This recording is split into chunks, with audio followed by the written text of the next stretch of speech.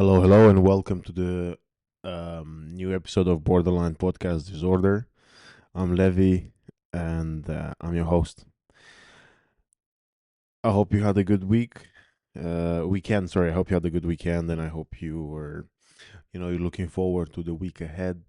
Hope you got some nice things coming, some good things coming your way.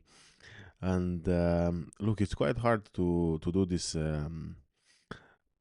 intro bit today because Sarma is sitting right in front of me and letting me pet her, and I can't think of anything else, honestly, but the joy that she brings when she does that, when she's around, and when she's being cute and wanting to get involved. I also think that by now she knows when the laptop's out, when the interface is out, when I'm holding the mic, that I'm about to do a podcast episode or something, and that's when she comes out. That's when she wants the attention, and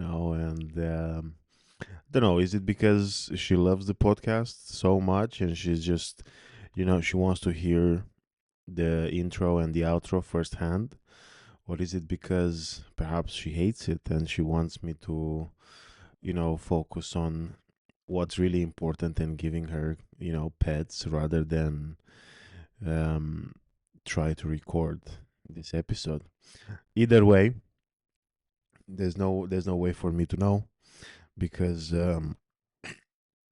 well, she doesn't speak English for one thing, not nor Romanian or any other language that I understand, and I don't speak her language, which I think it's unfortunate. I think it would be if you could speak with cats. I think or at least like my friendship group would probably, you know, get cut in half. To be honest, I think with Sarma and Pickle around, and being able to reply to my to me speaking out loud, yeah, it would be enough for me. That's that circle of friendship, which is actually would be a triangle.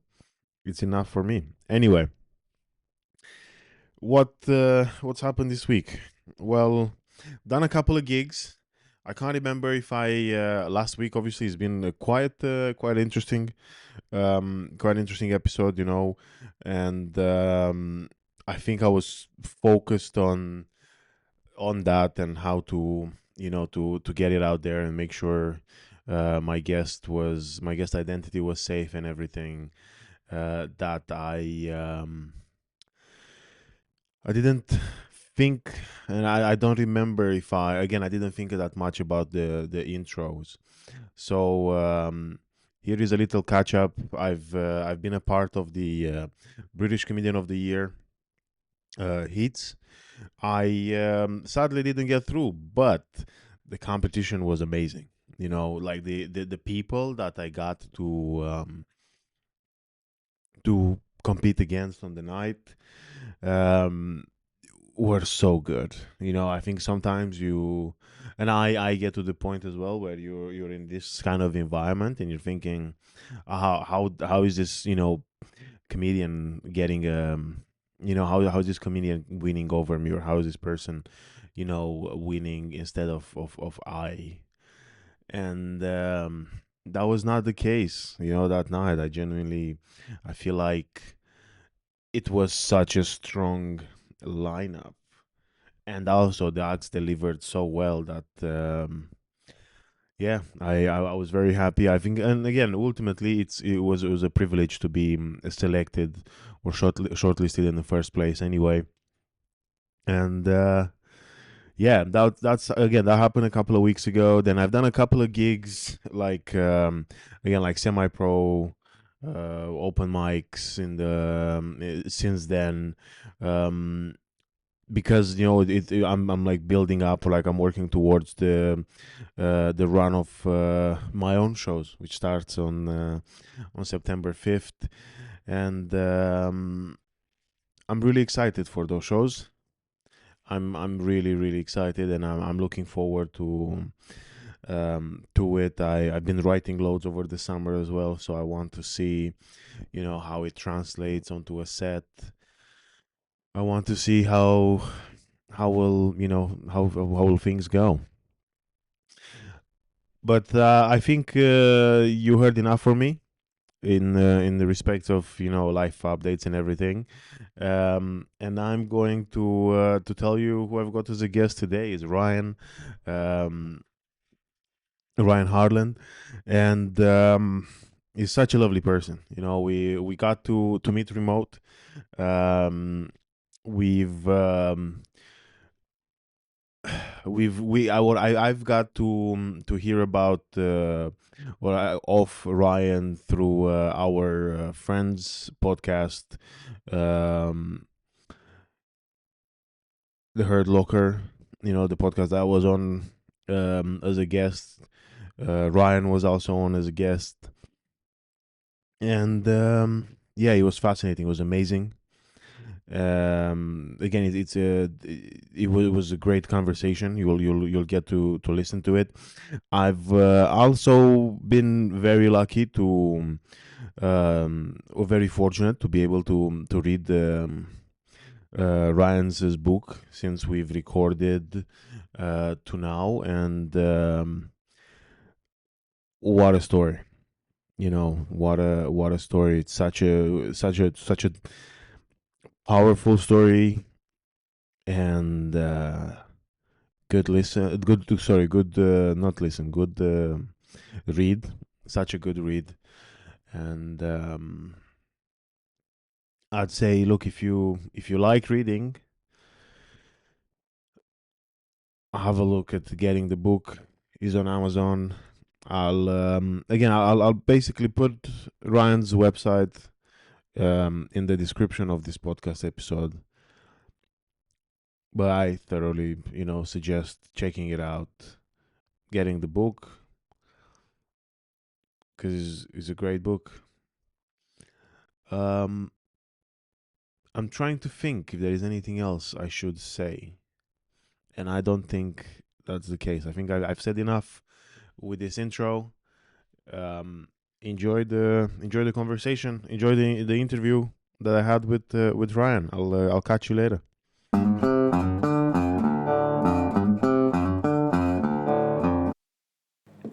Okay, so Ryan, how's it going? I'm very well, thank you.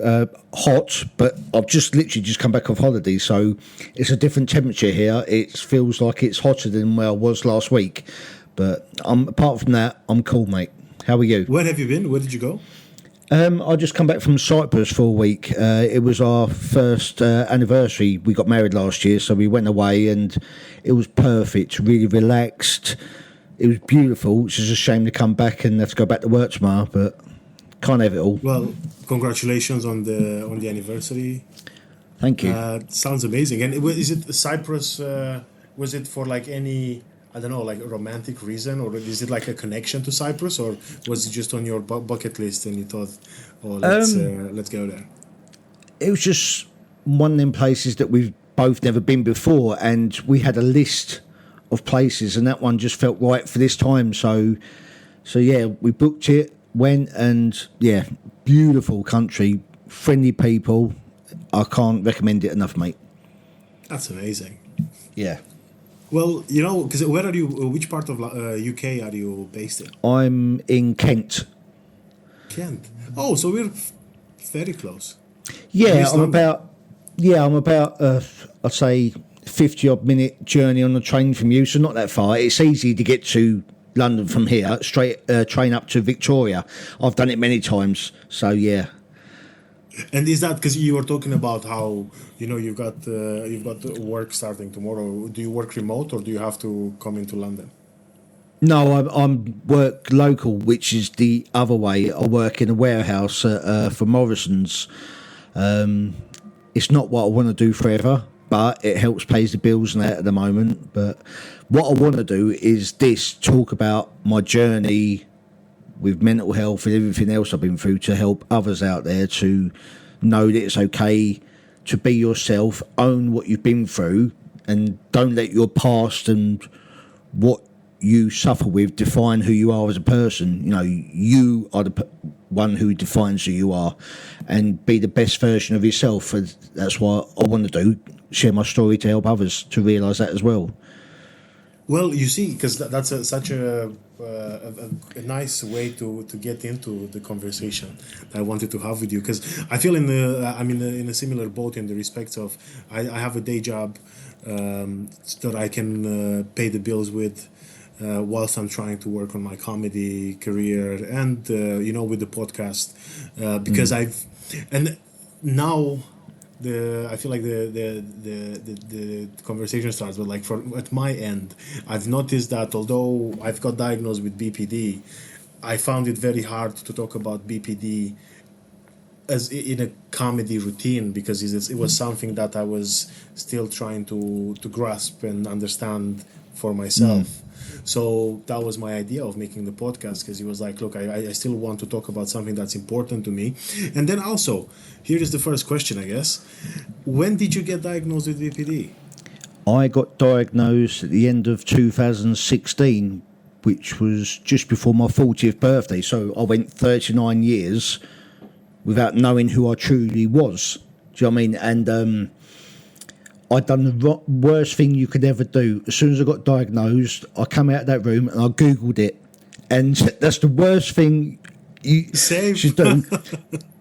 But it was the best thing for me at the same time, because I was reading the lists and I was ticking the boxes in my head. I was thinking, wow, yeah, that's me. That's me. That's me. You know, before I understood what BPD was and how I could live with it and deal with it and learn about it, I just needed that clarification. I know sometimes people say you shouldn't be labelled in life, but for me, I needed it. I needed that label, so it gave me something. Right, I know who I am now. Now I can work on it instead of going through life not knowing who I truly was. And it worked for me. I'm not saying it's going to work for everyone, but for me, it did. But you see, this is the thing that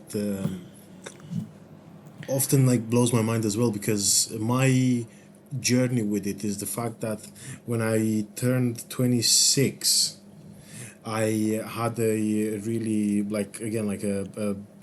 a bad episode where I was basically like sad and upset about the fact that I remember since I was 13 struggling with my mental health in one way or another. So now I was kind of like, oh, well, I'm turning 26 now. That's basically half of my life spent again just not feeling good, just not remembering having good days, not feeling like I'm just having a good time around here, you know. And that's it's kind of like what got it started. But I think like it just as you touched it there, where you're like, now imagine you're 39. Yeah. And now you found out, or you what? Because you were saying you were 40, so you had 39 years, 40 years of living like this, not knowing. And interestingly about the label thing, I actually find it in my head it was quite empowering, because now I find I see it as, what, I've got BPD. It means that sometimes I have to take 2 seconds to make a decision, or like I have to take 2 seconds before I do something, because then it might bite me in the ass later on. Oh, been there, done that, got the t-shirt many times. Yeah. And to be honest, I still do sometimes. I still make stupid decisions in life, nowhere near as some of the decisions I made previously. I was terrible, and we'll get into that, but now, luckily, I've got the right people around me that stop me making them wrong decisions, and make me think about it twice before I go through with anything, because my initial thought is, obviously, we're very impulsive, aren't we, people with BPD? You go with your first thought and bang, and you think about the consequences later, or you don't even worry about them. But now, and I'm guessing you're the same, that like you said, you take them 2 seconds to think it through properly and get advice before you make decisions, because it could make or break your life, really, couldn't it? Yeah, and now I think, because it's like you said about sometimes you will still choose to do the thing that you wanted to do in the first place. But at least to me, it almost feels like, you know what, but now I own it either way. Like Yeah. I'm okay with it because I don't feel like, oh, I don't understand why I've done that. Where I can think about decisions that I've made 2, 3, 4, 5, 6 years ago, where I'm like, oh, I really regret this. Whilst now I'm kind of like, you know what, I knew that that could have happened, and I done it anyway. I'm cool with it. That's fine. Again, Yeah. I've made it's kind of, you know, if anything, again, I use it as an empowering term to be like, Yeah. you know what, I've made my choices. Yeah. Obviously, as people say, you've got to make mistakes in life to learn from them. And obviously, for me, before I knew about BPD, I wasn't learning from my mistakes. I was making the same ones time and time again. And now, like you said as well, that you think, okay, yeah, I've made a decision. It wasn't right, but I can learn from it, and then you can move on to the next thing. But previously, you just wouldn't think about what you've done wrong and just make the same one again and again and again, regardless who you hurt or hurt yourself or upset anyone or didn't care about any consequences. Obviously, things are different now, which is good for both of us. Well, now you know what, I'm actually quite curious, and I would love to learn about you. So for anyone listening, and also it's the first time we've met. So I always like to address that and be like, "Hey, look, this is true. Like this is a raw conversation." Who is Ryan? Like, how would I, if you were to introduce yourself, yeah, who are you? And yeah, let's just go through your story basically. Well, brace yourself, buckle in, because this is going to be a roller coaster. Okay, I'm putting that out there now. It's not going to be pretty. It's going to be emotional, but just remember, I'm still here, and I'm sharing my story to help others. So just want to put that out there first. Ryan is now a motivational and inspirational speaker in sharing my story of trauma I went through as a child. I'm a sexual abuse survivor. I'm a mental health advocate as well, you could say, and just a normal bloke who's trying to make a difference in the world and to make up for the mistakes I made in life. So I have a purpose in life now, and I feel like I was meant to go through all these things to be this person I am today, you know, and I'm happy with that. I'm okay with that. I've come to terms with everything that's happened because it's made me the person I am now. And I think sometimes if I hadn't have gone through all that, what type of person would I have been? And I don't want to know that. I just love who I am now, and that's the first time I've ever said that in a long time. That's important, you know, and I think it's yeah, that's such an important thing to do, and I struggle with it a lot as well, where it's you know, it's kind of like you don't want to know, you don't want to think about like other cases scenarios, but I feel like it's such a good thing to get into the place where you're just trying to, you know, I don't know, like what's it called, like just, you know, clean out the dirt like off your shoulders and Yeah. move on and try to make the best out of everything. I think you have to, as a human being these days, you know, you have to remember that everyone goes through tough times and we all deal with it in different ways. But we've got to stop letting it define who we are as a person. You know, we still have a place in this world, and we still have family and friends who depend on us and want us in their lives. So you need to be the best version you can to be there for them, and vice versa. And that, you know, you can't go through life saying, "Oh, woe is me," or use your past as an excuse for your future. Don't get me wrong, I've been there. I blame my mental health on lots of things in the past, you know. But when it comes down to it, I made those decisions. I went through, I did, because of certain situations and that. And you have to own your decisions and choices in life. And be not afraid to put your hand up and say, I'm sorry, or I need help, or can someone help me, or just someone listen to me. There's no shame in being broken. There's no shame in wanting help. But that's what we need to change as well, because there's so many men who will not put their hand up and say, yeah, I need help, and that. Well, you see, and this is where I'm quite curious about your journey of how did you get to be in touch with your mental health? Is in obviously now you're quite like well spoken about it. You're understanding yourself well, but you know, were you like this growing up? Were you, or at what point in life did you actually started to perhaps pay attention to this? I'd say when I got diagnosed, because up until then I didn't know any of the words that I needed to say to ask for help in that, because I didn't understand myself. And it was when I got diagnosed, they put me into group therapy called Steps and Stairways. Have you heard of them? I've done something called dialectual behavioral therapy. Perhaps it's the same or something, but It's similar to that.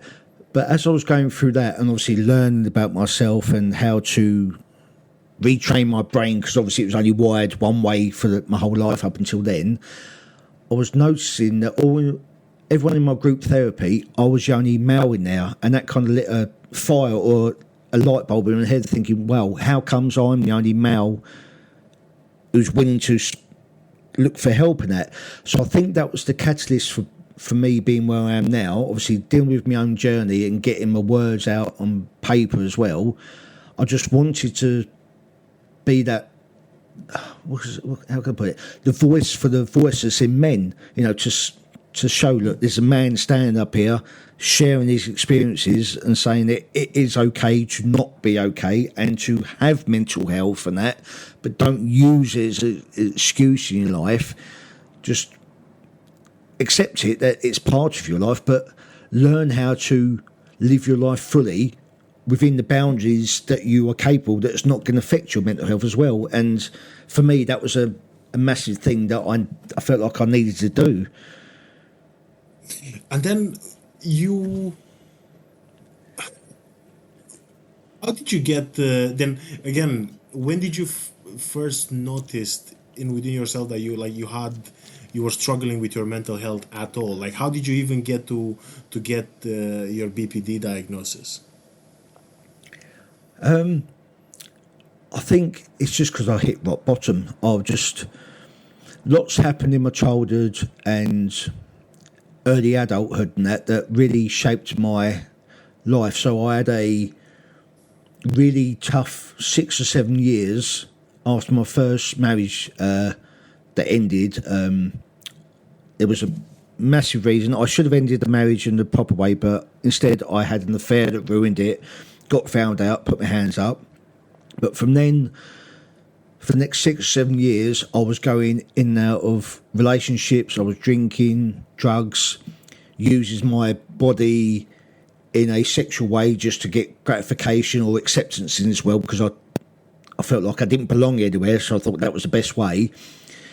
And it wasn't until I hit rock bottom, it was my mum who called a local mental health team just by the off chance to say, look, can you have a word with my son because he's at rock bottom? And they took me in, and that's when they diagnosed me with BPD. So I was quite fortunate in a way to get that first meeting and then get on the group therapy course bloody quick after that, because I know there's normally about a year and a half, 2-year waiting list.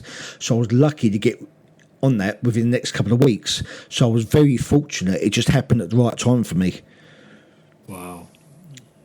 And then did your again, like, people around you, because obviously you talked about your mom being the person who called up for help, basically. And also if it, just to little FYI, if at any point I say something that again, if I don't say something in the right way, please interrupt me, please correct me.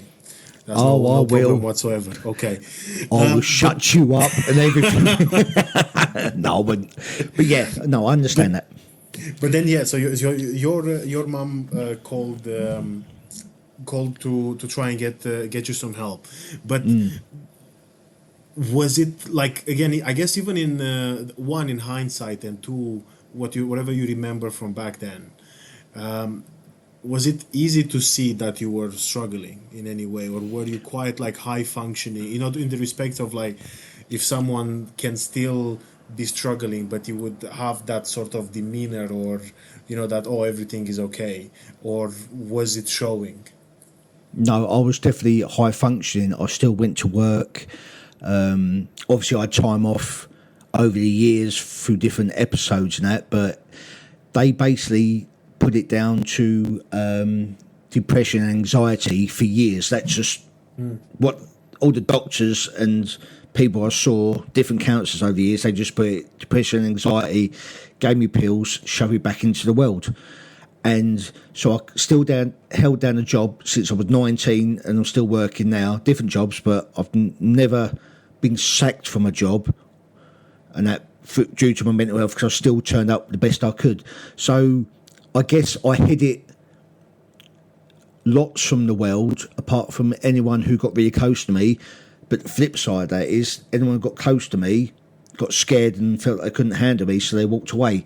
That's when I felt the abandonment filter with BPD, and that's when I went off to rocks again. So I used to try and keep everyone in my life as much as I could, because I couldn't handle rejection, and then people thought I was controlling, people thought I was this, so it was a double-edged sword. Like, I couldn't control anything that was going on in my life. I didn't want to control people, but I just didn't want to lose anyone. But the only person who didn't give up on me was my mum, so she saw everything and tried the best, but because she's a lot older, she's 80 now, she didn't understand the world herself, so she only knew how to mother me, which was good, but it's not what I needed for a long time, until it was too much for her, and then she reached out. Right, and then, because you were talking about how you had this experience of, again, having seen doctors or counselors in the past for what looked like depression and anxiety. When did you first started seeing a therapist? Like, how? Because again, like, now my question is, obviously you've learned about BPD once you got diagnosed, but then when did you actually get to speak with anyone about your mental health, basically, if you remember it? Oh, I think I was in my early teenage years, because my mum left, I'm going to say the word sperm donor. Yeah. You get what I mean? He was Yeah. Father, nasty bloke. So my mum left him when I was 11, so I guess my mental health started to show then, but we went as a family, my mum, myself and my older brother Kev. We went like family counselling to start off with, but I think even then I wasn't, because I didn't understand the world, I just thought every household was the same, because SD was a complete monster at home. He used to beat the hell out of my mum, physically, mentally, and vocally as well. Couldn't think of the word then. But when anyone else come around our house, he was a completely different person. He was like this friendly person. So I just assumed that every other household was the same. So I guess that when I started realising it wasn't the same, that's when my mental health obviously dipped, but I still didn't know why. So for years, they'd ask me questions, but I didn't know how to give them the answers. So they just put it down to depression and anxiety, and for many, many years. Right. And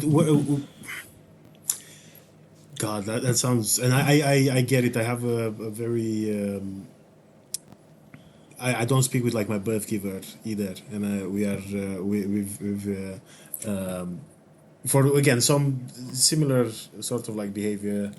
But anyway, my question is, because obviously, like, you're talking about like your elder brother, like your mom and your elder brother Yeah. left, or like, you lived together since you were 11, and then you had those family sort of like, is it like a therapy, or was it just checking in? it was like therapy. I remember it was only for the first few sessions as well as the family, but then as I got older, I went on my own. But I can remember just sitting in this room, just me, my mum and brother, and I was asking us to close our eyes and think of a well and think of a beautiful sunshine and things like that. And I'm 11 or 12, I'm like, what the hell were you going on about here? Do you know what I mean?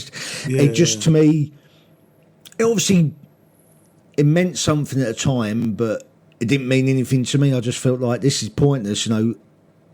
There's nothing wrong with me, the old teenager hormones kicking in, you think, oh, there's nothing wrong with me, you know, blah, blah, blah. Yeah, I'll just give them all the answers that they're looking for. But realistically, I needed help, but I just didn't accept it for a long time. Didn't know how to accept it. Here is another question, because you were talking about like you'd give the answers that they were looking for. I remember when I first started seeing a therapist, I feel like I would have gotten diagnosed with BPD much earlier if I would have been honest in my answers. But I think I had this fear, and I don't know what was. I want to hear your thoughts on it, basically, and like your experience. I was just scared that if I were to be honest about the things that are going on in my head, I would be locked out. You know, I thought that because that was my sort of idea, was that you either speak it out when you're like, oh, you know, I don't feel good, and someone goes, you should feel good, and you're like, okay, I feel good now, or you'll really tell them what's going on, but then you're getting locked up in a room, or you know, in an institution for a few months, and that was what scared me for many years. I'm nodding because I'm in total agreement with you right here, because that's how I felt for years. I felt like if I don't understand it, how am I going to explain it properly, and how are they going to understand it without thinking he's bloody crazy, we're going to need to lock him up, throw away the key? Or the other side I was scared about was my mum or my brother or society shunning me, and I'll be all alone, and I did not want that. So you just naturally think, right, just give them the answers that they want, get me the hell out of here, and I'll sort myself out, which it didn't work, obviously, because we ended up where we ended up. But if only I'd, like you said, done something a lot sooner for many things in my life, then who knows what position I'd be in now. So it's a hard one, ifs and buts, but I'm glad that I've got there in the end to be the person I am now, because I think that if I'd done it sooner, would I be as empathetic and curious and passionate about this if, do you know what I mean, if I had dealt with it sooner? So it's kind of, Joe, just go with it. Perhaps that was the right time for me when I got it, and it wasn't the right time before, and just say, fine, okay, just let things fall where they fall and deal with it when it happens. And I think that's the only way you can look at life. You know, all the decisions you make in life, you just think, well, that was right at the time, might not be right for the future, but at that moment, that was the best thing for you. Well, you see, this is actually so interesting that you say it, because I have a similar thought process about. It's almost as if, you know, I remembered when I started doing DBT with people who kind of like got, I don't want to say put in the sessions, but yeah, it felt like they were a bit more, because to me, basically, by the point when I've actually came out and shared my, like, everything that's happening in my head to my doctor, and then I got referred to a psychiatrist, it was at the moment where I was like, look, I'm running out of options. I don't know what else to do. I feel like I gotta be honest now, because I really want to get this fixed. Whilst I feel like, you know, if I were to perhaps be put into those situations of, oh yeah, you should do this, maybe I would have not had the same open-mindedness. Because I know that, I don't know if you've seen this when you were doing group therapy, but they talked about like willfulness a lot, and about how people with BPD have that. I feel like by the point I got to do the therapy, my willfulness was actually quite low, because again, I wanted to get better. I wanted to get help. I wanted to, like, I even remember at first I got diagnosed with bipolar disorder, and I was so happy because I thought, oh, you know what, I'm just going to get meds and I'm just Yeah. going to be able to fix myself almost. But then when I found out that it was borderline and I have to do therapy, I have to stay in check, I have to do all these things. I actually, that made me that annoyed me a bit, because I was almost like, oh God, could it not be like something that you could just take a pill and that's it? But obviously, in hindsight, medicine isn't just the answer, though, is it? Of course, yeah. It just masks the problem. And then obviously that tablet runs out, so you have to have another one. Then you get used to that dosage, so you have to up the dosage. And you get to a point that you're taking so many tablets and nothing's working. And that's when I think people lose the will to carry on, because they think, well, this ain't helping. What is? But you sort of say to some people that I still take meds now. I've lowered the dosage over the last couple of years. I'm in the minimal now. But that's okay, getting the medicine to get you up in the morning. But from then on, it's down to you. You've got to want this. You've got to want to be that better person. You're the one who wants to be, let's say, a better person, better version of yourself, and want to learn and understand yourself better. But some people, I find over the years, think the medicine is going to fix all your problems, but it's not. That just gives you that kick up the arse to get out of bed in the morning. Then, like I said, it's down to you what you do the rest of the day and that. Well, you see, and I see that, and again, now I'm kind of like, because basically, so yeah, my point was that it's almost like if the pieces would have not fallen in a certain place, then I would have perhaps not been as open as I am now. So that's why when you were talking about how, what if you would have opened up earlier, well, all these things, again, you don't know. But then on the other hand, it probably, again, it was meant to be that you get to the point where you're like, look, that's it. Like, that's why I'm doing, or I know that's why I'm doing, but that's basically who I am. And then you get the help, and then you're more receptive to that, because it's almost like, well, and at least in my situation was the case of, well, that's what I asked for, because that's why I told you the truth. That's why I told you precisely what's happening with me. Yeah. Because I remember in the past I didn't tell you, and then I was like, this is not working, because I knew it wouldn't work, say, like any like other types of therapy. I even knew when I got prescribed medication the first time, I was kind of like, I don't think this is going to help.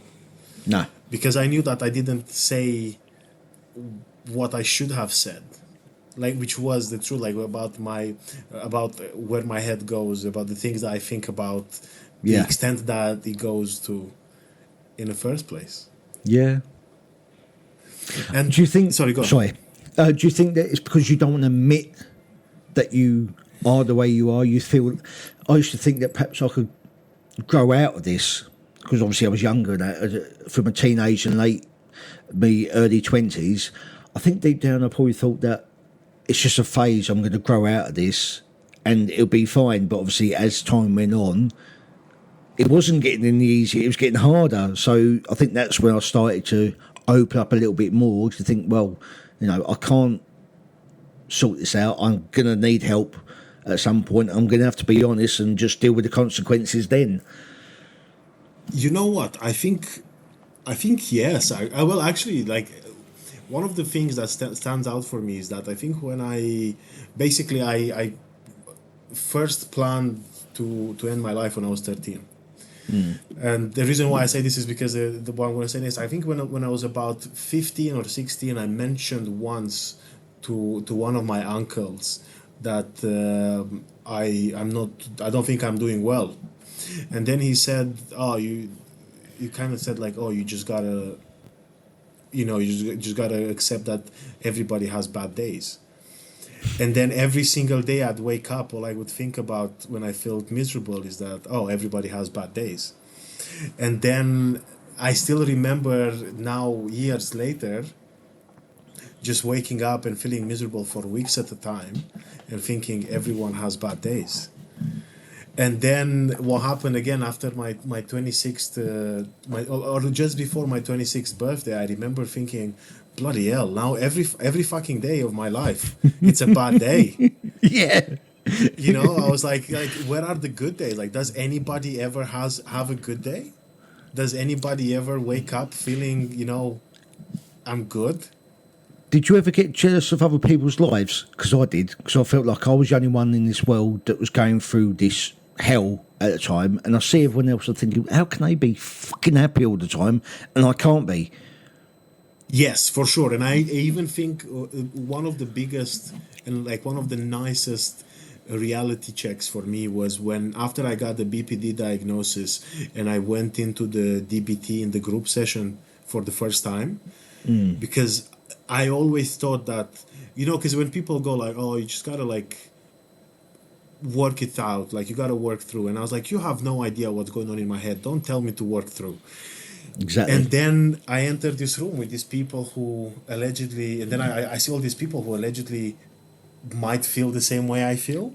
And then we start talking at some points and, sharing stories from our lives. Like obviously there were the boundaries that you have to but still hearing those people saying things that I thought that I only thought about, it was mind blowing for me. And again, it was quite it was a very nice reality check where I was like, but yes, for many years I thought, how can someone be happy? Like, how can people, live like this? Or, why can't I live like that? And, it's almost like, even I feel like, I think at one point in my early 20s, I got into like self-help books and stuff like this. But then after a couple of weeks, I'd be like, this is all like a pile of rubbish because those guys have no idea what I'm going through. Nope. They're written from experts who have learned it from books and universities and things like that. Okay, yeah. They're helpful to a certain degree for, this is going to sound so awful, someone who's just slightly suffering with depression and anxiety. That I'm not putting anyone down who's suffering in any way, shape or form. But when you've got like a label like us, you need more levels up. You don't want to scratch the surface. You've really got to dig deep into the core of the problem and the core of the reason why we are the way we are. And what you just said a minute ago, it just made me smile because I remember that my first group session that I had, like hearing all the other people's stories. I remember coming out that session, got in my car and I cried. Not tears of sadness, but tears of, wow, I fucking belong somewhere. And I'm not alone in this world, but up until then, I felt like I was the only individual, because I never heard of BPD before. I never heard of any celebrities or anyone on telly to say about PPD. So to know that I wasn't alone in what I have and the way I look at the world and that, wow, that just, it was the best but most surreal feeling that I've ever had. And I think that's what made me more determined to go back. I thought, well, I finally found that I'm not the only one. Let's fucking put 100% into this and give it everything I can and see where it goes and what have I got to lose. And it worked. I know it doesn't work for everyone the first time, but for me it did. Sorry about the language. No, please. Please swear as much as you'd like. This is a swear-free podcast. Oh, good, because I know one Romanian swear word. Because you're Romanian, aren't you? Yeah. Oh, good, because I know one that I've learned from work, and I use it at my barbers all the time, and I just love the word.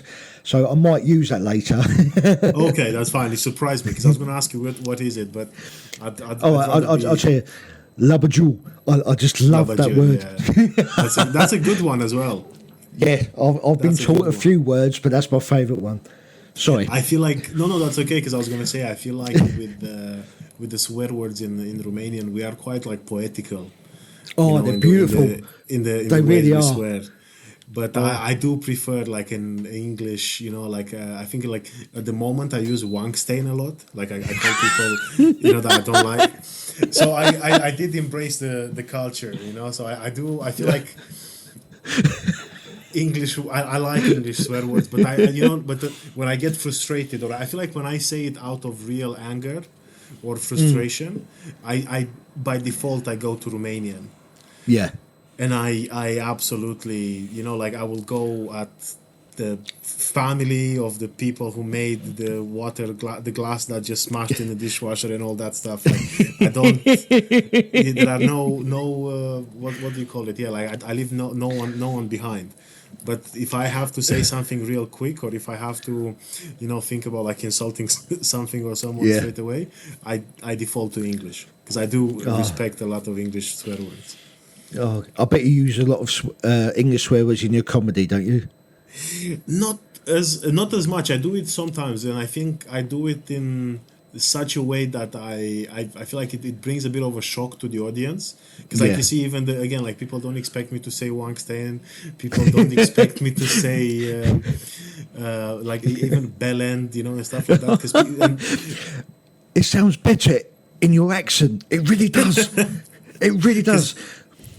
because I put because I accentuate the words because I mean Oh it. yes. Oh god, yeah. But it sounds so much purer than someone in an English accent saying Wankstein or Bellend. But when you say it, it's like, yeah, there's fucking meaning behind that. There's beautiful. So you see, this is why I think that when I write, it kind of like it goes really well because people are like, wait, what did he say? And also, why did he say it like that?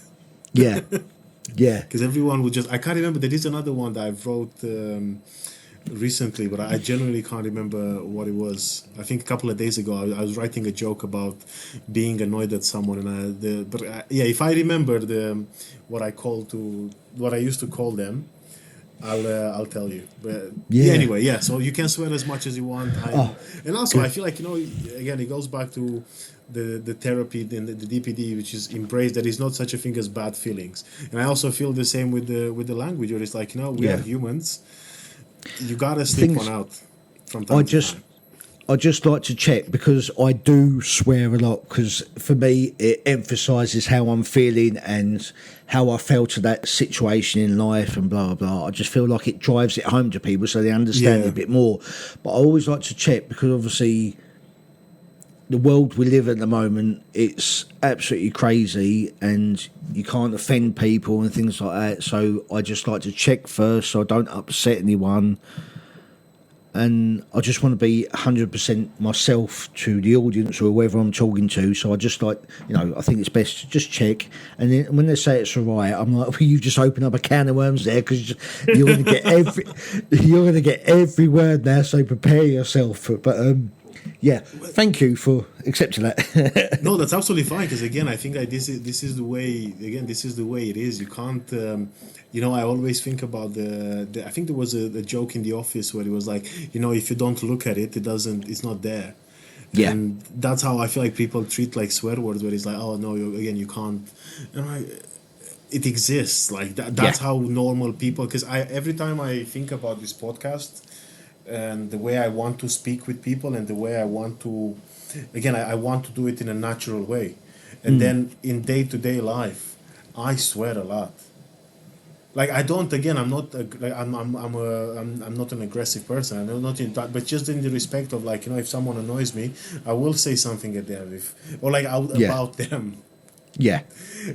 And that's again because that's just how I feel like that's just how people talk. If you're, it's almost as if I were to give you a version of myself, and then say in I don't know 6 months from now we're gonna meet in person, grab a coffee, and then you're gonna be like, bloody hell, this guy is nothing like the guy that I've recorded the podcast episode with. Yeah. No, I want to be the exact like if you see me now and then you see me in 6 months, you'll be like, oh yeah, that's the same guy. Exactly. I totally agree with that because I went through years of pretending to be someone that I wasn't, so I fitted in life. And now I'm like, this is me, 100% me. If you don't like it, that's on you. That's not me. I'm not going to be upset about it. We're just not going to go on the same path or same journey in life. I wish you all the best. Now, fuck off. But Exactly. Do you know what I mean? But I never used to be like because I always wanted to I'd Yeah. be someone else just to keep people in my life. But now I'm like, no, I'm going to be 100% me. The right people are going to love me for me and accept me on my bad days, because we still have bad days, just like everyone else. But I feel like people with BPD, their bad days more passionate, aren't they? Yeah.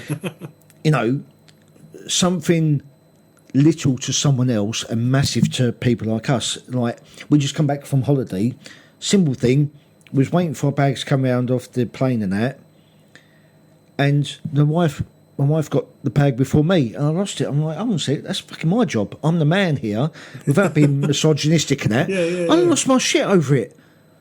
I said, babe, that's fucking my job. She goes, oh, that's all right. I'm like, so I had to walk off. And that was it. I was off for hours. I was in a fucking bad Bless mood you. because Yeah. just something simple to them, they was like, oh, that's all right, babe. I'll just get the bag. It's not a problem. But to me, like, you fucking taken away my job. What's my purpose in life? You know, I have no Yeah. place here. You know, what's the point in this fucking relationship? And I was gone for hours. We didn't speak in the taxi on the way home because I was like that. Sit that in the window because I just could not shift it. You know, I haven't had one like that for ages. I think it was a mixture because I was tired from a holiday. It was a long trip home. But that's just an example of my BPD. You know, it just comes out of nowhere sometimes over something little. But to me, it's massive and I can't control that. And you see, this is another thing where I remember before I got and actually I'm curious to see your view on that. Where I remember after I got diagnosed with BPD, loads of people told me to be careful about sharing it because people with BPD have the again there is a label or this sort of stigma about being manipulative. Yep. And I think again that's also in that, but that's in relation to trying to please everybody. Yep. And then it's almost like, because I even think from my past experiences where I feel like, yes, I've been manipulative, but that's because I tried to be liked. It's almost like it's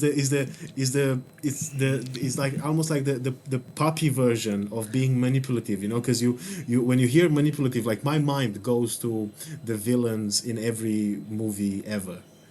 But the way Mine too. It's crazy. It's like looking in the mirror and hearing myself talk at the moment. I'm not stopping you, but I just wanted to let you know. No, of wow. course, yeah. So Yeah. you see, and then and then I was thinking about like hearing about the word like manipulative, and then I was trying to think of like, oh, when is it in my life that I've been that, and then slowly it made me realize that again I've been manipulative in the respect of someone going like, oh, I absolutely hate Bounty, the chocolates, and I'm like, yeah, I hate them as well. If you hate them, I hate them, but I kind of like Bounties, and like. You're sick. I'm in this now. Okay. I'm sorry, No, but I don't have anyone in my life who likes coconut. Bye bye. See you later. But look, if you eat a Bounty in Europe, especially in Europe, it's so much better than the UK one. Is I it? promise Well, you. I don't like coconut anyway, so I'll let you have At that all? one. No, never have. But you Never see, have. that's it. We can share a box of celebrations. Yeah.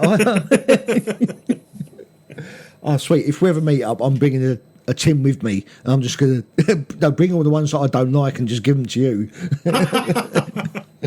Yeah, but as long as you take the galaxies, I really don't like the galaxy. What? I You love like that? Oh, Hell there you yeah. go. That's it. Yeah. I'm divorcing the wife. I'm coming to live with you now. I'm sorry, babe. I didn't mean that. Please love me forever. Still, if she's ever listened to this. Well, I'm sure she'll be okay. It's just yeah. But at least again, it's good to know we can share a box of celebrations. Yeah. But Yeah. Sorry. no, so that was the thing. Yeah, basically that's my kind of like interpretation of like hearing the manipulative. So then obviously now, what was it like for you? And then again, not maybe just manipulative, any sort of stereotypes or anything that you've heard and you were like, oh. And now it's almost like every time before I speak with someone and I've told them that I've been diagnosed with BPD, I had this like mad anxiety for a while because I was like, oh, are they gonna think that this is me trying to manipulate? Like this is me being the stereotype. You're 100% right. My experiences are like you. I was a people pleaser for so long, for years and years and years to keep people in my life. But when I started, obviously, I got my diagnosis, started learning about myself. I started learning what I wanted, and that was okay in life. So when I started saying no to people or putting my wants and wishes and likes out there, that's when people couldn't handle it because they basically was taking advantage of my yes man all the time in my life. That's when I started being called controlling, manipulative, narcissist, you name it. I was called it because I stuck up for myself and wanted something that I wanted in life for once. And that's when I lost a lot of people. And then when I went on dates before I met my wife, I went on dates and was open and honest straight away. And a lot of them couldn't handle it. And it come to a situation that obviously I could have dealt with a bit better, but because I had a different opinion of them, they didn't like it. And then they used to say to their friends, oh, well, he's controlling, I don't want to see him anymore. So I'd lose all these possible dates and things like that. And it made me feel like shit for years. I felt like, well, perhaps I am this monster that they say I am. And that kind of knocked my confidence a bit in my own journey, my own healing. But I just carried on thinking, well, just carry on being 100% yourself, and the right person will come along who will love and accept you for everything. And obviously, I'm lucky enough that was my wife there. We've been together just over 3 years. Before we met, she read my book so she could understand me, and she still wanted to know me.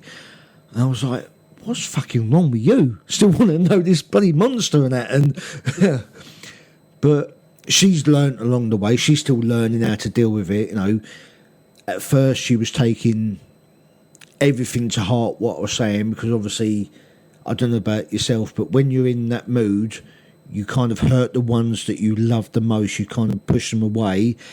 And I used to say some horrible things, not because I wanted them to go away, but that was just my first reaction to do with anything that I was dealing with, was to hurt the person I love.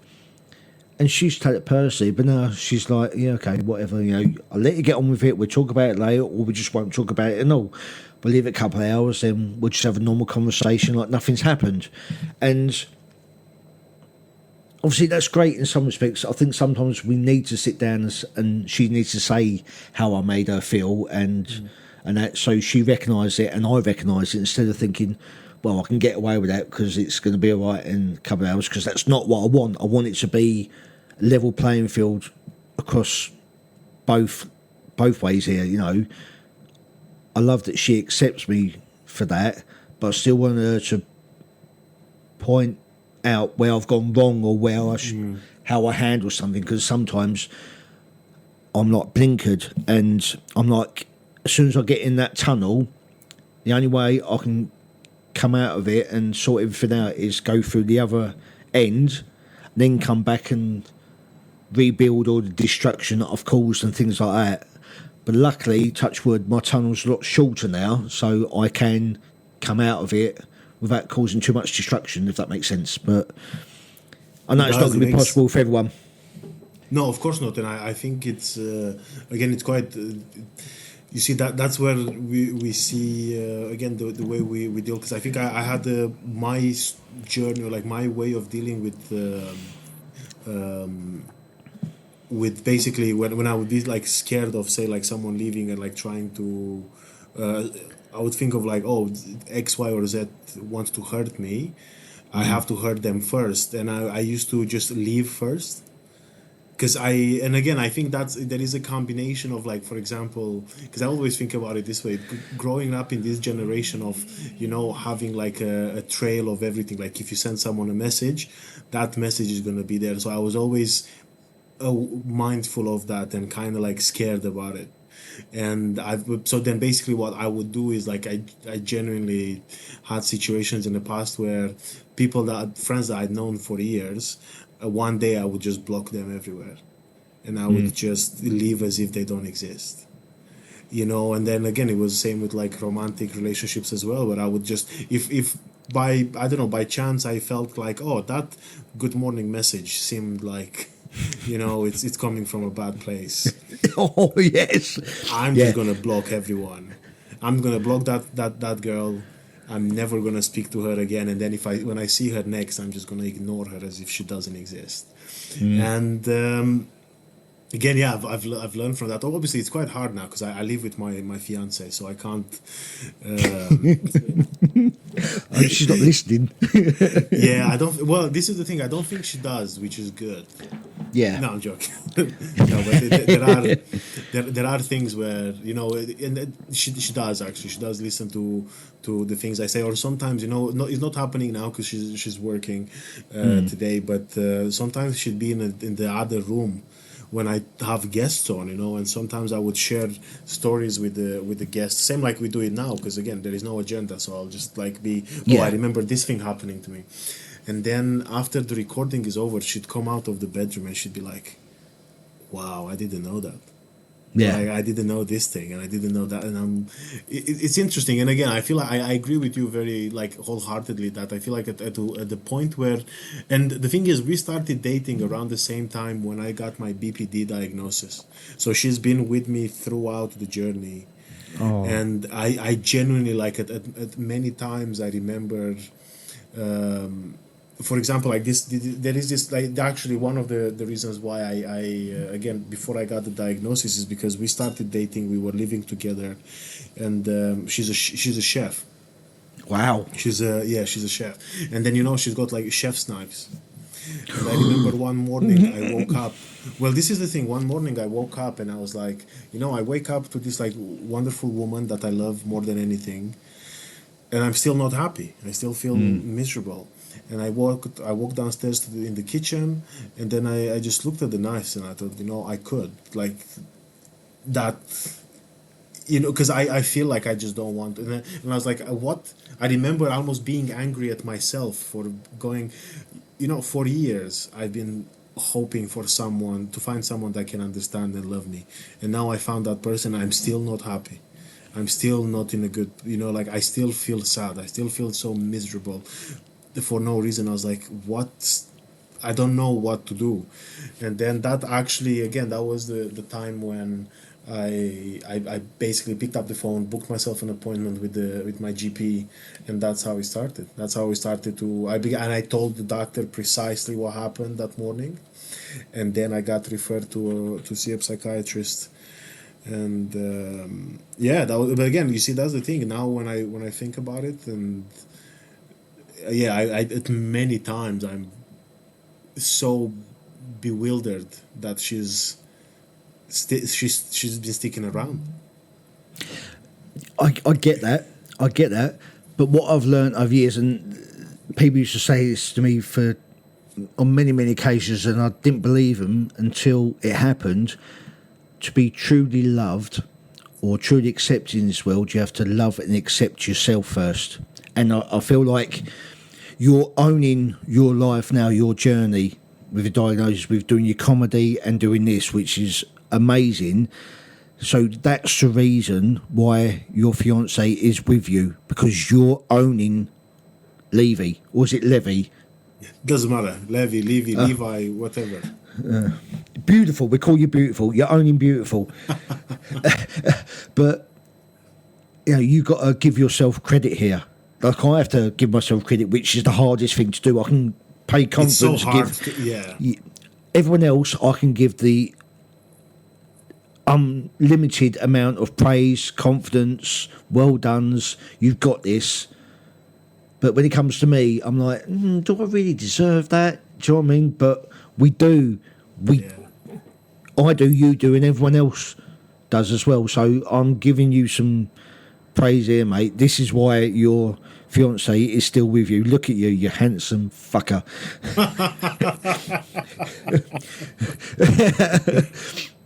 but honestly, mate, you know, you're doing a great thing to own what you've got as well and turn it into a funny side as well. Plus, doing this, it's making it easier for everyone else out there to understand who they are. And if there's anyone out there who's got a loved one themselves who's just been diagnosed, it's giving them the opportunity to learn from it by hearing other people's experiences. Say, right, well, that's what that person done, so perhaps I can do that to my loved one or my friend or whatever to help them through their situation and give them. So, yeah, well done. But you see, thank you so much. That's very kind, and I agree with you. I feel like every time you think about, oh, you gotta be nice to yourself, and I feel like he's the hardest. I genuinely feel like he's the hardest person. Myself is the hardest person to be Oh, nice God, to. yeah. We're our biggest critics, aren't we? Yeah. Oh, yeah. And Yeah. then on top of that, having like emotional dysregulations, because it's not only that, say when you're angry with yourself, you are angry with yourself. Oh, yeah. You know, like, I it's can be not- pissed off at me Yeah. many times. But I was actually quite curious now. I wanted to ask you about what was it like then to tell your family, because obviously you talked about like your mother being always there for you, which I think is such a wonderful thing. I love my mom to bits as well. But what was it like to when you told her, or like how far along after how long after you got the diagnosis did you actually tell her? And yeah, what was that like? She was there with me for that appointment. She was in the room. Wow. You know, yeah. That's the only person I had. You know, I had my girls from my ex-wife, but obviously they was too young at that point to understand, and I didn't get on with my ex-wife. Still don't get on with my ex-wife. That's a different podcast. But yeah, she was with me in that appointment, and when we come out, we drove round to a supermarket, and we just sat in the car park and Googled it and just chatted. And even though she didn't understand it, and she still doesn't understand it, she was still there to support me and give me the praise when I needed it, tell me I was wrong when I needed to be wrong, and tell me that she loved me no matter what. And that's all I needed, to be honest. You know, she was the first person, obviously, I told. She was there. I don't think I told anyone for a while after. I think I just needed to come to terms with it myself. And that was what I do. I had a girlfriend at the time, but she was no help. Because I remember I was having a bad time with her, and the crisis team come out to see me at our house that we was living in. And the first words she said was to the crisis team was, "Oh, do I need to hide all the sharp objects in the house?" I'm like, really? That's your fucking first question? Not like, how can I support him, or how can I help him get through this, or is there anything I can do? No, do I need to hide all the sharp objects in the house? I was like, fuck you, cheers for that. So I think that's why I didn't tell her a lot of things, because it wasn't going to get anywhere. Yeah, of course. Yeah. But no, Mum was definitely the first person I had to tell. Well, she was there, but it was weird because she didn't know about what the world was like now, because she's 80 now, bless her.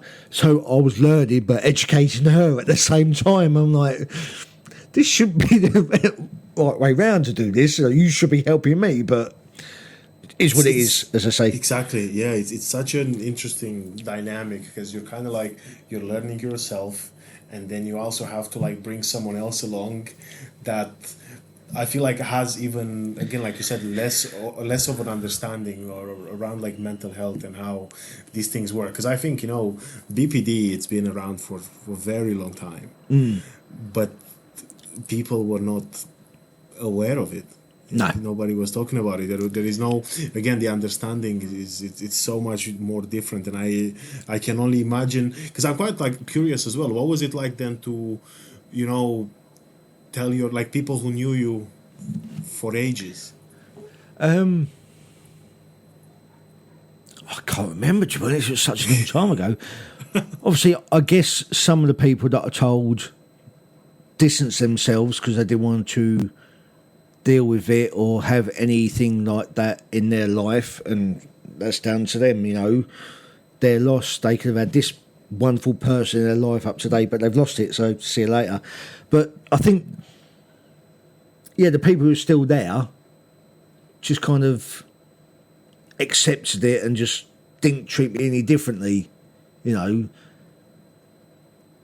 I felt like they didn't have to walk on eggshells anymore, which a lot of people felt like they did for a long time because they didn't know how to handle me and that. Which, hello, I didn't know myself, so good luck with that. But yeah, I think just the right ones wanted to stay and the wrong ones didn't, and that's fine. That's down to them, you know. Apparently, their life's too perfect. They don't have any shit in their life. No, whatever. I love the saying that some people behave like their shit doesn't stink. Oh And yeah, I think that's one of my also again that's another one of my favorite English phrases. so I found social media is bad for that because I used to be so honest on there how I was feeling and that. And I was thinking, how comes everyone else looks so happy all the time and joyful and that? And then I remember one day I knew someone that was having a hard time with his wife. I think he was having an affair, but then they was putting all these lovely pictures up together and that. I'm like, you're fake. So that person must be fake. I must be the only real one here, you know, like, and it caused a lot of drama in my head because I used to think, well, this ain't fair. How comes I'm the only honest person here and all you are fucking fake? And people used to say, oh, well, we're here for you, but not right now. We're here for you, but can you come back next week? Or we're here for you, but it's a bit late, so can you call me tomorrow? I'm like, well, mental health isn't a 9 to 5, Monday to Friday thing. I'm sorry about that. It's 24/7, and the worst times for me was night. That's when I overthought everything. So, okay, I won't bother you anymore. I'll sort myself out, which I had to. And you see, this is again another thing I feel like with social media and BPD, because I don't know with you, but like one of my biggest things from it is this idea of like the black and white thinking, like someone is either good or bad. And I feel like also I do have an obsession of contradictions. I hate contradictions, although I'm aware that I do them. I have it myself now. I came with this you're with allowed to do, it, but no one else can. well, but you see, again, perhaps that was how I used to think. Yeah. And I'd see, like you said, those sort of situations where you're like, say, oh, my neighbors, they fucking hate each other. Like, I can hear them shouting at each other.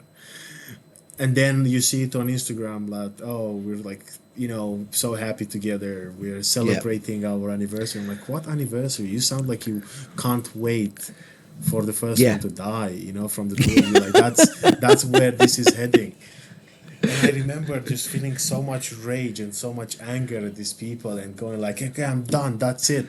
I don't want anything like this. And again, I've learned to control it better, and I've managed to perhaps stop this black and white thinking, or at least maybe not stop it, but I acknowledge it. Like I see it when it happens, and I'm like, okay, here it is. Yeah. But I agree with you. I feel like in this respect of. I mean, especially because I think like 2016, it's still before.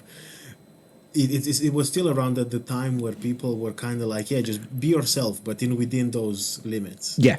Or like you're allowed to everyone's has valid, everyone's valid, but within these brackets. Yeah. And it sounds like it must have been hard because again I see it now and I'm like. How can you say one and then do the other? And then obviously it shouldn't worry me. Like it shouldn't bother me that much because this is the truth. Like everybody does it. Everybody has their own contradictions in one or another.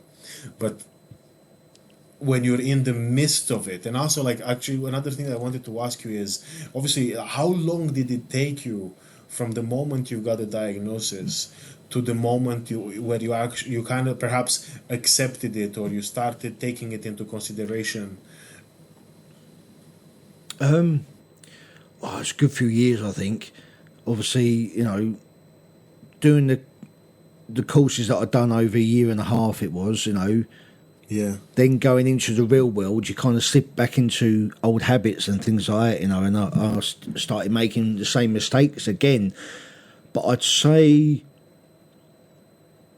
since meeting my wife, I say that's when I kind of decided, right, enough's enough now of making silly mistakes. You're going to sort this out now. So I guess the last 3 and a bit years is when I started taking everything seriously about my mental health and things like. Not saying I didn't before, but I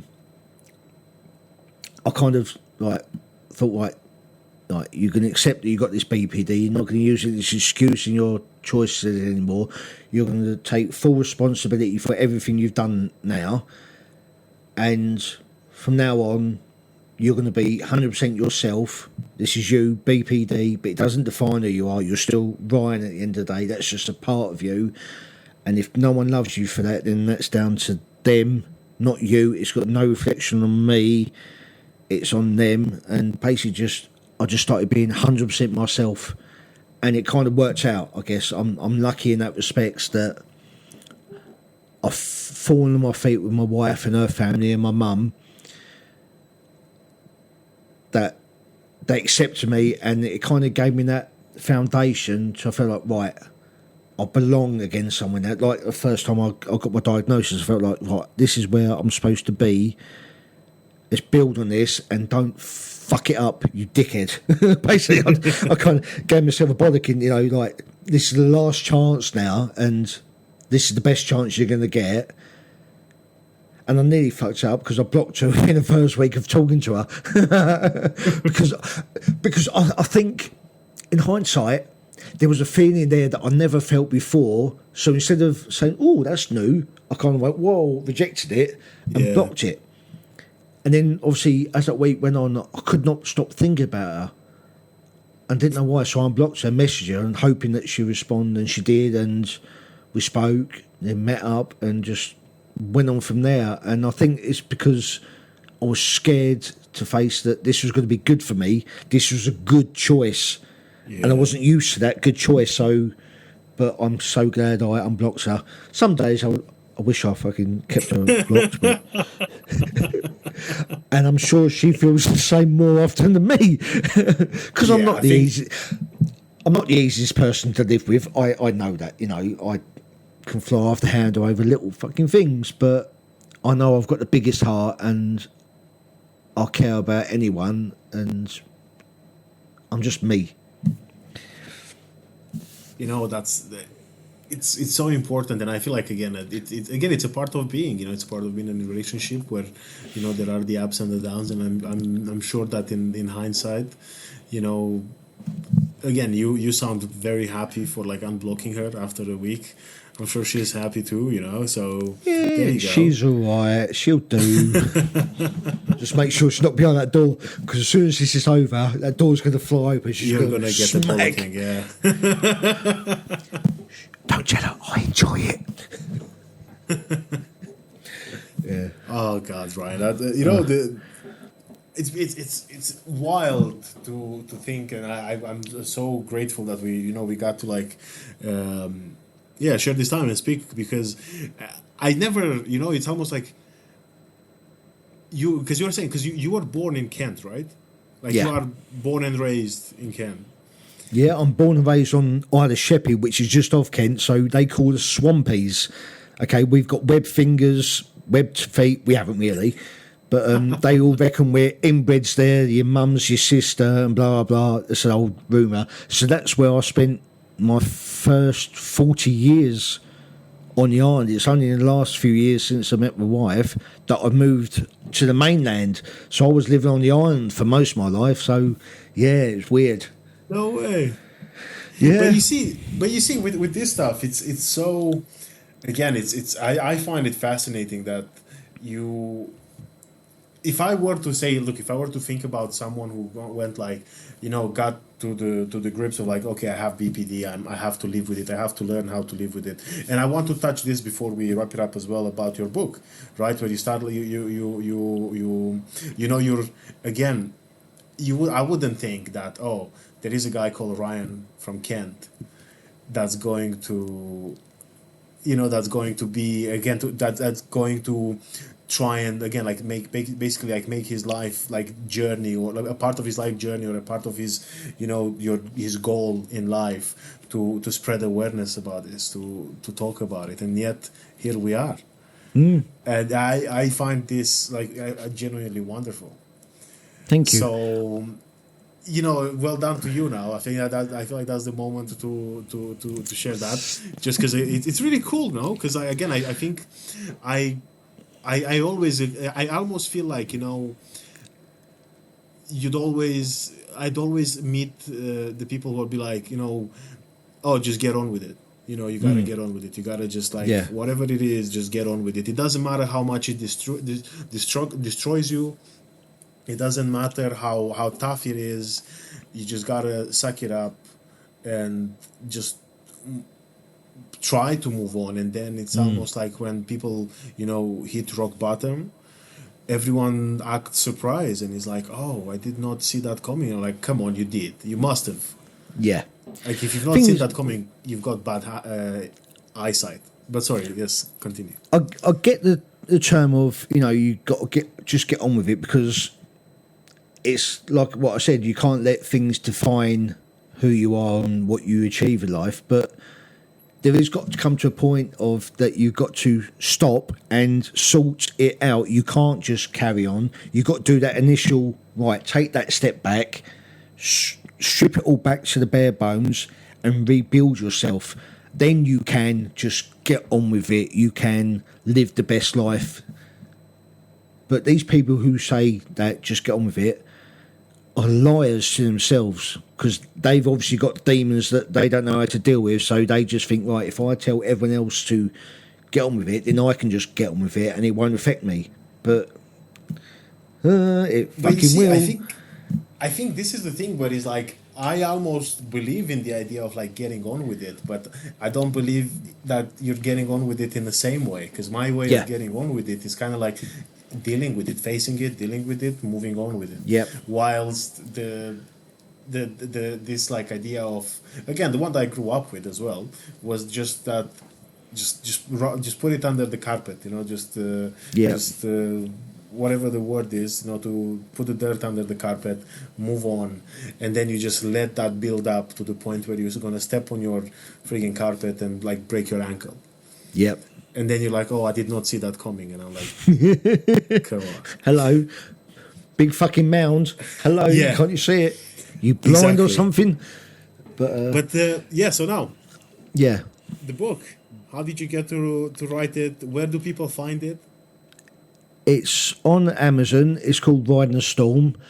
The reason why I wrote it was nothing to do with the BPD at the time. It was, I wanted to share my story of what I went through as a child and my brother went through as a child, to prove all the haters wrong who supported the sperm donor on the island, because there was a few people who thought he was God's gift and thought his shit didn't stink and blah, blah, blah.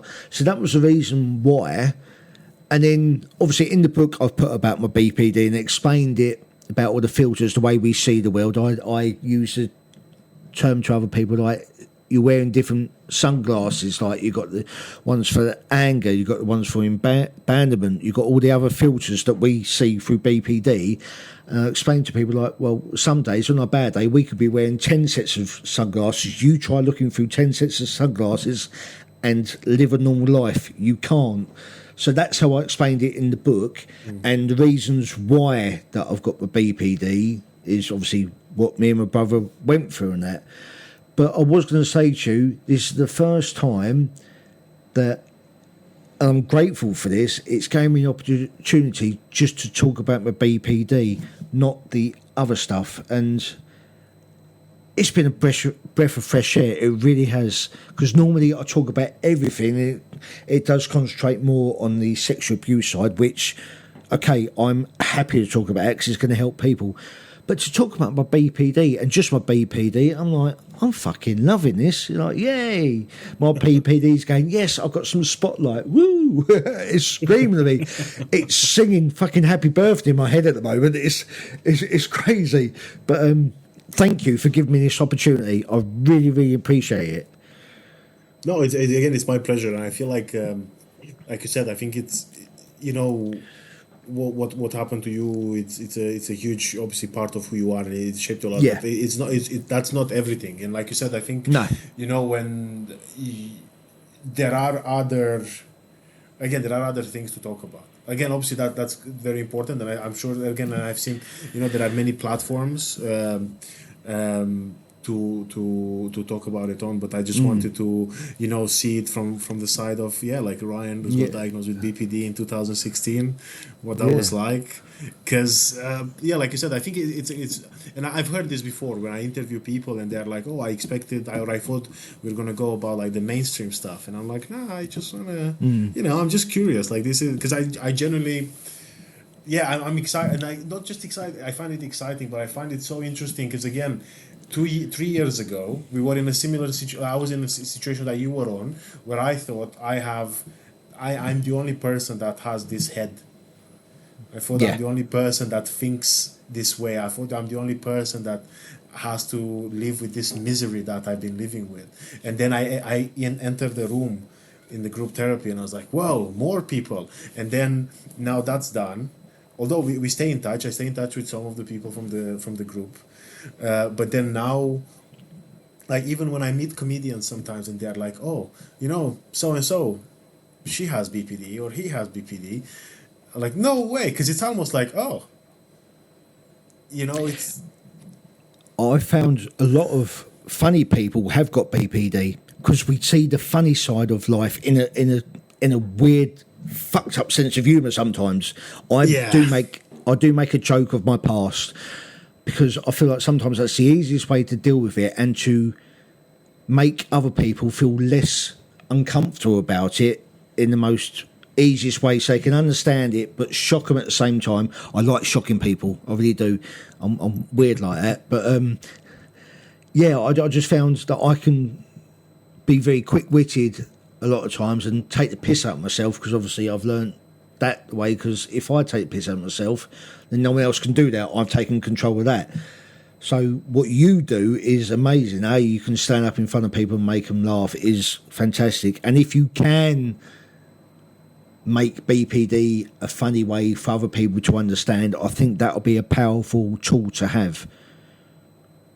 working on it. I have a couple of Yeah, bits that I'm trying to, but I think, you know what? Because, again, coming back to like being able to take the piss out of you, as in like out of me, or what I mean, like yeah, in the respect that you're saying, it's just the fact that I feel like, I, to me, that's my, like, cracking a joke. It's almost even showing, like, and look, I'll give you an example again with BPD.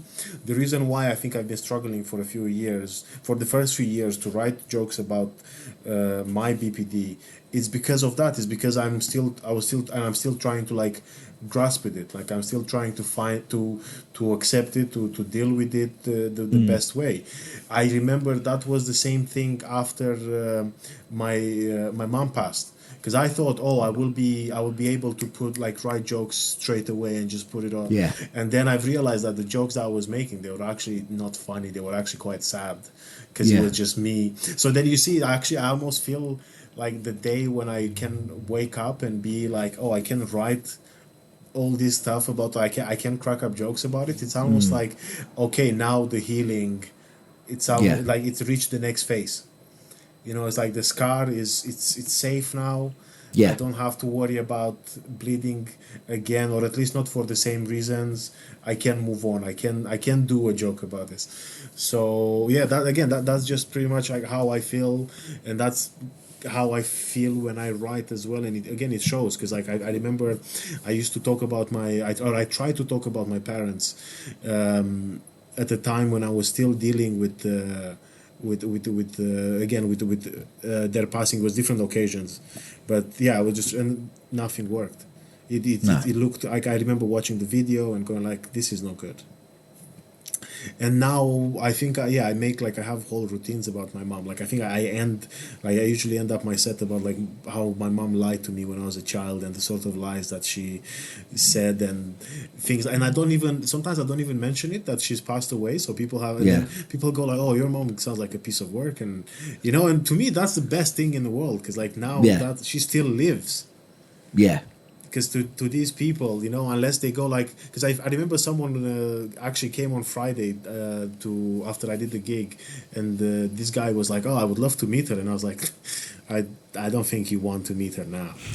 I don't think, yeah. And it's this kind of stuff where I'm like, okay, now I feel great, and I also feel like because I always do mention that she was the most wonderful person. But yeah, you see, I'm Yeah. going off the rails now. But all I'm saying is, yes, I think joking, it's at least for me, it's the healthiest way of dealing with things because it shows that I got to the point where I can crack up those jokes. Yes. I've made peace with it, and it also, it doesn't feel forced. No. No, I get that. Well, I'd definitely love to come and see you at one of your shows. Absolutely, I would love to make that happening. Yeah. I'm looking to get some gigs in Kent, but also, yeah, I'd love to. Anyway, I'd love to see you when hopefully when you're next in London, we can grab a coffee. But look, Ryan, I've had such a great time. You're a wonderful person, man. I know that. love You ain't got to tell me, mate. I fucking know that. Well, I'm a special boy. there you go. Well, where do people find your work? Because again, we talked about the book being on Amazon, but where what about do you write any? Are you working on anything at the moment? Basically, this is the time to plug your work, I'm whatever just, you post, etc. I'm just putting myself out there on LinkedIn, Facebook, Instagram. I've got my own website called Riding the Storm. I'm just putting myself out there just to try and get as many opportunities as I can to share my story so I can turn it into a full-time thing. So that's what I want to do. So if anyone out there who wants to hear my story, who think it's going to help the BPD side, the sex abuse side, whatever, or just read my book first and see if it's something that you like, we can talk, contact me. I love any opportunity, schools, prisons, community youth clubs, whatever. I'm open to talk at just to get my story out there to be heard in the best way possible. Actually, this comedy thing looks pretty easy. If you can do it, I'm going to do it as well. So I might go down that road. You know what? I think everyone should try it. Yeah. I think it's one of those things. You should try. I can spurt something off really quickly, but to write something funny, I don't know. I think you say that, but again, it's a muscle. It's like you. Yeah. And sometimes I think again there are comedians who can make, shows about just riffing, but I think in my perspective you should have some stuff bagged already and be ready to again material that's already done and tested and everything. But again, I do feel like. Stand-up comedy is something that people should. Although again, the comedy scene is oversaturated. I do feel like you're just worried about competition now, aren't you? That's all it is. You should try. No, but again, I think healthy competition is good. I feel yeah. Definitely. And also, I just feel like I remember speaking with someone else who went on. His name is Henry, and he does this thing where he does comedy courses for people who struggle with their mental health. Because he also shows that again, you said it before, where, and again, laughing things off, it's healthy. Yeah. And again, it's almost a sign that. To me as well is that if you can laugh about something, then it looks like it didn't beat you. You beat it. Yeah. Yes, definitely. Because you don't laugh when you're getting beaten. You laugh when you laugh after you won a fight, basically. You know? Or or you basically it's like you've been beaten down, but you get back up, you stand there like, is that all you fucking got? Yeah, exactly. Dust yourself off, bring it on. I get that. I get that. I really do. So that's why I'd say, look, try. I'd say, write up a bit, and let's make it happen. Let's do. In my head, all I can think of is I'll just run on stage, pull my trousers down, and run back off again. That's all I can picture at the moment, and that's not funny.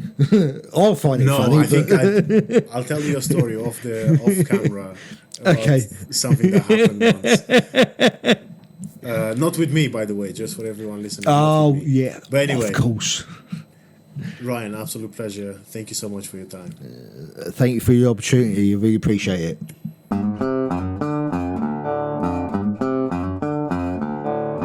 So, what do you think? Was it good? Was it what you hoped for? Was it better? Was it worse? Um, you know, send me your thoughts. You can comment. Now I think there is a feature right on Spotify. You can comment there. You can comment on YouTube if that's where you're watching it. You can message me directly. Um, yeah, let me know. Let me know your thoughts and make sure you check out Ryan's website. And I think that's it. Thank you so much for listening. Also, of course, please, check out my socials. And if you like the episode, share it with your friends, or, if you haven't already, please subscribe to the channel. That's the best way to help out. And until next week, from me, Pickle and Sarma, stay skillful. Goodbye.